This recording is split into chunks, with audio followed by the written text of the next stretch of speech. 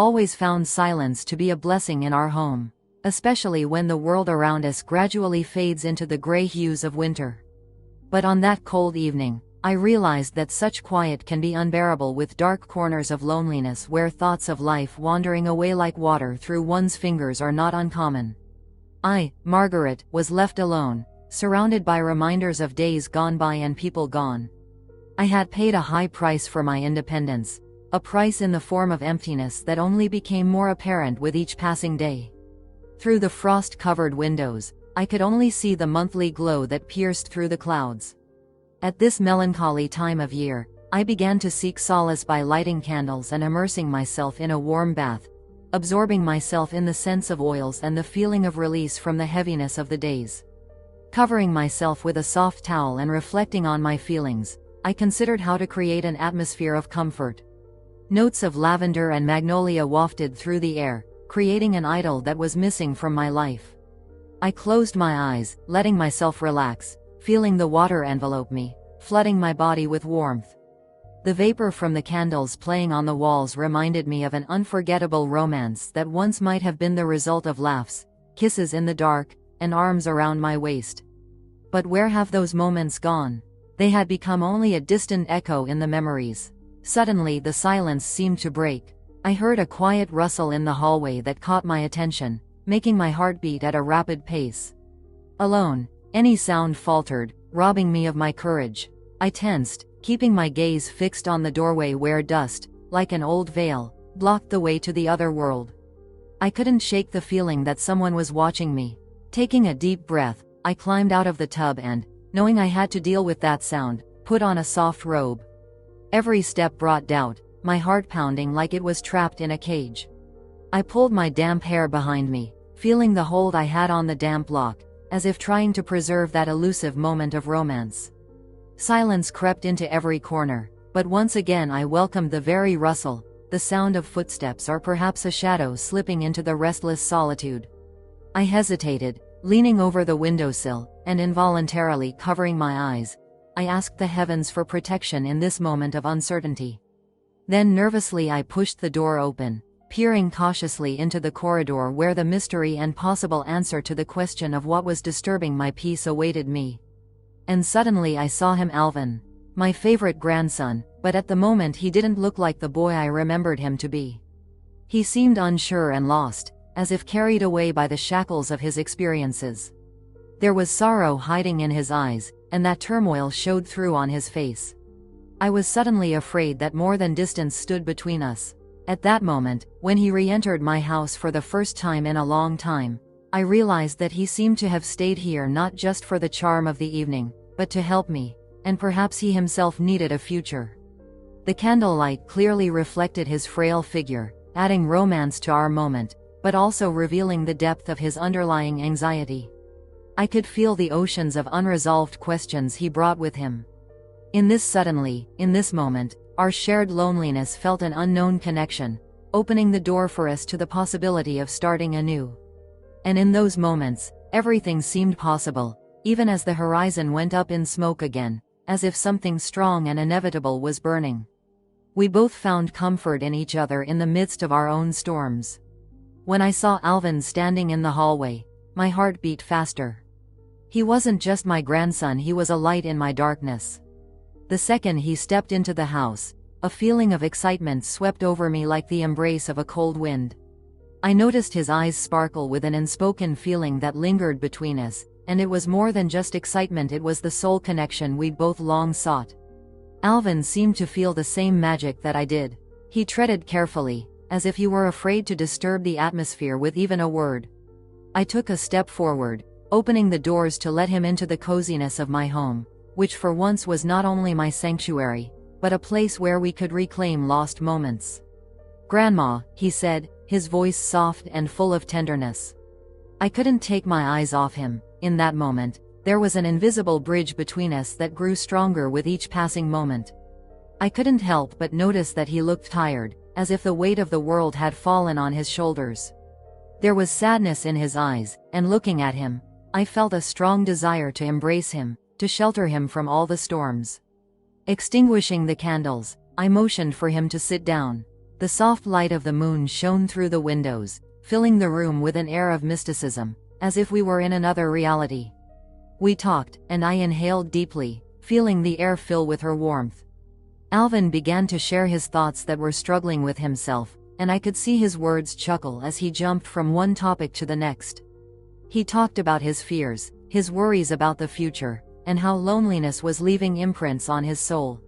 I realized that despite the age difference, our feelings were similar. As I talked about my own anxieties and the sense of isolation that sometimes grew in me, I knew that our conversation was not just an exchange of words, but a manifestation of the deep bond that had always bound us together. In that moment, Alvin seemed like the most important person in my life, and I could feel his passion for life, his hunger for warmth and understanding. Suddenly he stopped, and I noticed how he continued to watch me with curiosity and admiration. That look reminded me of how once in my youth I had looked at life with full hope, as if anything was possible. At his young age, he had already begun to realize that love and tenderness had a price, and perhaps it was this longing that was working outside of his mind. I stood up, leaning over to smooth his hair, to express all the feelings that needed to be expressed. It was more than a gentle touch, it was a release.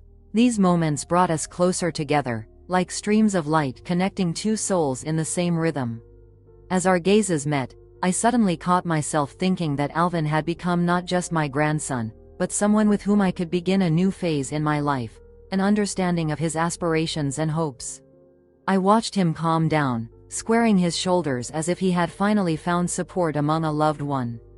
What was breathtaking in this sight was the realization that we both shared the same vulnerability. It was the kind of tenderness that both warmed and made my heart flutter, two lost people finding solace in each other. I went up for a shot of wine, suggesting we take a breather in these unfamiliar surroundings. When I returned, I sat closer to him. We drank to health, to life, and to all the loud dreams we could have had if it weren't for fear. With each sip, the feeling of shedding the weight of loneliness grew, with the sounds of laughter and sincere conversation reaching to the heart. As the evening faded into soft shadows, I realized that something unique had sprung up between us. Our hands casually touched, and in that instant, shock ran through me. I didn't know what it meant, but I knew it was necessary. It had been a long time since we'd talked about sensitivity, about how important hugs were, about how much I wanted to say goodbye to loneliness. I hugged him, and his skin was warm, and in his embrace, there was such warmth that I could have stayed in that moment forever. Everything felt like a kiss that took my breath away. It wasn't just a physical perception, it was something more, something that highlighted all those color lines that had bound us together for years. It was the realization that we were not alone, that our fates were intertwined, and even in the darkest of times, we had each other. That night became ours, it became the key to a new chapter in which, apparently, loneliness would no longer be solitary. We plunged into an ocean of emotion, pain, and hope, and with each passing moment, I felt a new era blossoming in our home, an era of understanding and love that is just beginning. As if under the influence of magic, everything around changed on that beautiful night. There was an incredible energy in the air, every sound, every movement filled the atmosphere with a subtle note of expectation, as if time had slowed down. We sat closer to each other, and there was a spark between us that crept quietly into our hearts, bringing to the surface the feelings we'd both been silent about for a long time. I took my eyes off Alvin and looked out the window, where the stars twinkled like fireflies in the night, creating a galaxy of hope. Realizing that life hadn't always been kind to me, I felt the clouds enveloping my soul begin to dissipate. Alvin's smile made my heart beat harder. He was here, close by, and that meant more than I could put into words. Suddenly he took my hand gently, and there was such tenderness in his touch that it took my breath away. He froze for a second, as if he were about to say something, but all I could see were his eyes, full of hope and tenderness. They sparkled like stars, and I realized there was no more room for loneliness in those eyes. There was only light and the certainty that we were not alone. "Grandma," he said quietly, and there was such power in that simple word that I felt a shiver go through my body. There was a care in his voice, an exchange of energies that we had never discussed directly, but that always lay on the surface. He continued, I know it's been hard, but sometimes a good conversation and simple understanding can change everything." I nodded slowly, realizing how important this was. That night I not only accepted my own isolation, but I was able to see how important it was to share feelings, even if they were heavy and contradictory. It was like opening new horizons. I was finally able to let go of the weight of loneliness and insecurity. Instead, I took a vacation to make up again for what was lost. We continued to talk, laugh and share all the dark corners of our souls, and every moment filled me with a sense of lightness, as if invisible shackles had been broken. I felt tenderness growing between us like flowers breaking through rocks.